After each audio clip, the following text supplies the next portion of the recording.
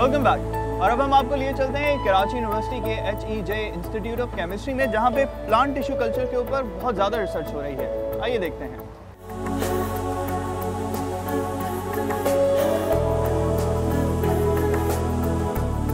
हम इस वक्त मौजूद हैं प्लांट टिश्यू लेबॉर्ट्री के अंदर। यहाँ पर एक्चुअली सारा काम शुरू किया जाता है।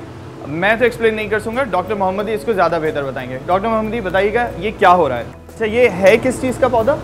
ये बनाना का पौधा है, जो हम इसको कहते हैं वैरायटी है, हमारी लोकल वैरायटी है जी जी, इसको CN5 कहते हैं। अच्छा, तो पहले यहाँ पर इन तमाम चीज़ों को साफ़ कर लिया जाता है, इससे एक सेल लिया जाता है और उसके बाद आप इन बॉटल्स के अंदर इसको प्लांट कर देते हैं। तो इस प्लांट टिश्यू कल्चर में सबसे पहला मरहला जो होता है वो 0 स्टेज कहलाता है। इस स्टेज 0 स्टेज में सबसे पहले पौधे से सैंपल लिया जाता है।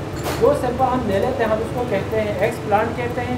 एक्स प्लांट लेने के बाद दूसरा स्टेज शुरू होता है, जिसे स्टेज 1 या फर्स्ट स्टेज कहलाता है। उस स्टेज में जो हमने एक्स प्लांट लिया है उसको प्रिपेयर करते हैं, उसको स्टेलाइज करते हैं, पाक साफ करते हैं जरासीमूल से और दूसरे तमाम जो कंटामिनेशन उससे पाक साफ करते हैं। अब वो तैयार होता है उससे टिश्यू कल्चर करने के लिए। डॉक्टर मोहम्मदी ये क्या है, ये जो आपने बॉटल के अंदर लगा दिया? ये जो बोतल में नज़र आ रहा है ये हमने सब कल्चरिंग की है, बनाना की है। अच्छा, ये इससे पहले कल्चर हो चुका है इस प्लांट से। इसके बाद उसे सैंपल लेके उसको सब कल्चरिंग कर लिए ताकि जो हमने पौधा तैयार किया था एक जार के अंदर उसकी मज़ीद प्रोपगेशन की जा सके। ठीक। इस बोतल के अंदर जो पौधा इस वक्त नज़र आ रहा है वो आपको मैं बताता चलूँ कि ये केले का पौधा है। इसके बाद इसको एक इंक्यूबेशन स्टेट होती है, इंक्यूबेटर बनाया गया है जहाँ पे आर्टिफिशियल लाइट, जी क्या क्या कहलाता है? तो ग्रोथ रूम कहलाता है, बिल्कुल उसके अंदर रखा जाता है। तो चलें आपको ग्रोथ रूम के अंदर लेकर चलते हैं। ग्रोथ रूम है ये, जिसमें प्लांट टिश्यू कल्चर की टेक्निक 2 स्टेजेस यहाँ पर कंप्लीट होते हैं। सही आगे चलिए। पहला स्टेज जो है जो बाहर हमने होम में किया 0 स्टेज और स्टेज 1। अब स्टेज 2 होता है वो इंक्यूबेशन का स्टेज होता है जिसमें प्रोलिफरेशन होती है और सेल्स की मल्टीप्लिकेशन होती है। ये जो सब आपको नज़र आ रहे हैं ये कुछ अरसे बाद इंक्यूबेशन पर रखने के बाद ये प्रोलिफरेट हो जाएंगे और उसका मास बढ़ जा सकता है। अच्छा, ये अगर मैं चाहूँगा कि ये कैमरा इस पर क्लोजअप किया जाए तो आप ये देख सकते हैं कि इसमें इस पर कुछ भी नहीं मौजूद है, जबकि जिसके अंदर रूटिंग और शूटिंग हो चुकी है इसके अंदर पत्ते मौजूद हैं, यानी शूटिंग हो चुकी है और ऑफ कोर्स इसकी रूट्स भी नज़र आ रही हैं, यानी इसकी जड़ें भी उग आई हैं।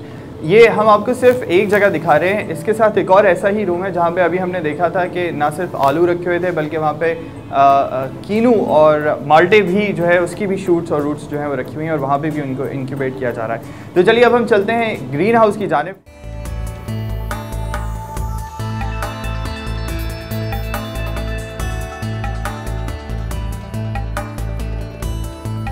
अच्छा, ये आप देख सकते हैं कि इसमें जो है वो कोयले का इस्तेमाल किया गया है और इसमें ये जो पौधा है इसको मिट्टी के अंदर नहीं लगाया जा सकता, जैसे कि डॉक्टर साहब बता रहे थे कि सॉइल लेस है, यानी बग़ैर मिट्टी के ये पौधा जो है वो उगता है। और अगर हम थोड़ा सा दूर कैमरे को लेकर जाएं तो आप देख भी सकते हैं कि यहाँ पे वो फूल भी लगे हुए हैं जिनको ऑर्किड्स कहलाते हैं। और आगे चलते हैं डॉक्टर साहब, आगे चलें। अच्छा, यहाँ पर ये फूल लगे हुए हैं, यही ऑर्किड्स कहलाते हैं? ये ऑर्किड कहलाते हैं, जैसे पर्पल कलर है इसका। सही। तो आप देख रहे हैं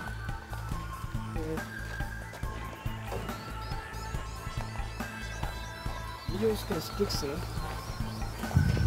या तो नजर एक प्लांट है ये। अच्छा डॉक्टर साहब, वैसे अगर मैं इस फूल को फर्स्ट करने लगा लेता और इसको काटता तो ये कितने दिन चलता? ये फ्लावर 20 से 25 दिन कम से कम चलता है। अच्छा, लेकिन ये जो आप बता रहे हैं कि आपने जो लगाया इस वक्त है ये इसकी लाइफ लॉन्ग ही रहेगी। अच्छा, हम सबसे स्प्रे भी करते हैं और इसको हम केयर भी करते हैं, वो कंट्रोल इन्वायरमेंट में भी है। बहुत बहुत शुक्रिया डॉक्टर मोहम्मदी, आपने इतनी मुफीद मालूमात हम तक पहुंचाई। सारी स्टेजेस हमने देखी। इन सब स्टेजेस को देखने के बाद एक बात कही जा सकती है कि आने वाले वक्त में आप सर्दियों में भी आम खा रहे होंगे और उसी जायके के साथ। खैर, ये तो आज हमने आपको दिखाया कि एक ऐसा प्रोजेक्ट जो कि इस वक्त यहाँ पर चल रहा है और साथ ही साथ सिर्फ ये नहीं बल्कि इसमें सब्जियाँ भी उगाई जा रही हैं और इसमें फ्रूट्स एंड वेजिटेबल्स भी उगाए जा रहे हैं और साथ ही साथ ये फूल जो कि काफ़ी एग्जॉटिक हैं, जो कि पाकिस्तान में कहीं पे भी नहीं उगते, उनको भी यहाँ पे प्लांट किया गया है। तो ये था आज का प्रोजेक्ट। अपने प्रोग्राम को आगे बढ़ाते हैं।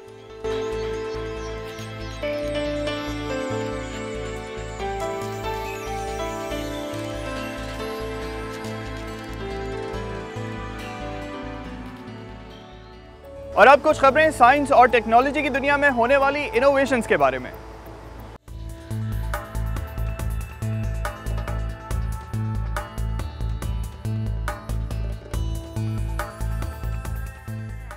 लुइस सोरियानो एक स्कूल टीचर है जो नॉर्दर्न कोलंबिया के गांव लागोरिया में रहता है। बच्चों को तालीम देना इसका पेशा नहीं, शौक भी है। यही वजह है कि वीकेंड पर वो घर पर आराम नहीं करता बल्कि अपने गधों पर किताबें लाद कर गाँव में घूमता है और बच्चों को किताबें पढ़ने की तरगीब देता है।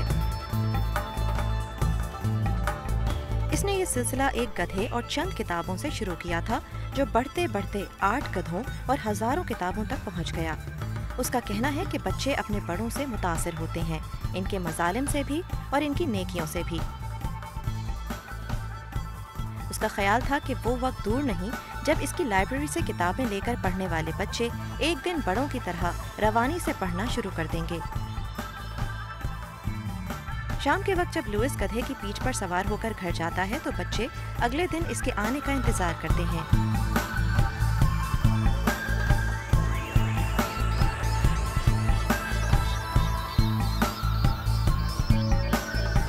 लुइस शादीशुदा है और 3 बच्चों का बाप।